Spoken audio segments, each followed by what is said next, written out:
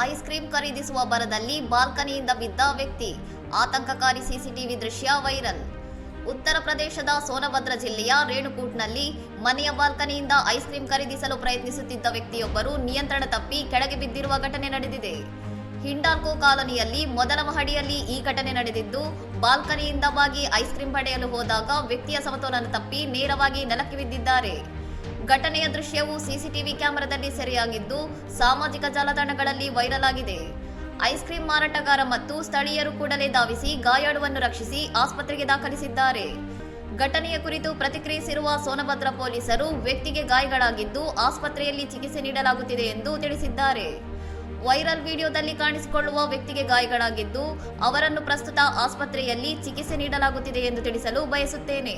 ಪ್ರಸ್ತುತ ಪರಿಸ್ಥಿತಿ ಸಾಮಾನ್ಯವಾಗಿದೆ ಮತ್ತು ಕಾನೂನು ಮತ್ತು ಸುವ್ಯವಸ್ಥೆಗೆ ಸಂಬಂಧಿಸಿದ ಯಾವುದೇ ಸಮಸ್ಯೆಗಳಿಲ್ಲ ಎಂದು ಎಕ್ಸ್ನಲ್ಲಿ ಪೋಸ್ಟ್ ಮಾಡಿದ್ದಾರೆ. ಇನ್ನಷ್ಟು ಸುದ್ದಿಗಳಿಗಾಗಿ ನೋಡ್ತಾ ಇರಿ ಸೌರಂ ಟಿವಿ.